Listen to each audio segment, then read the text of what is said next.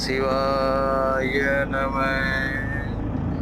தென்னாடுடைய சிவனே போற்றி, எந்நாட்டவர்க்கும் இறைவா போற்றி, ஏகம்பத்துரையந்தாய் போற்றி, பாகம் பெண்ணொரு ஆனாய் போற்றி, திருக்கழுகுண்டில் செல்வா போற்றி,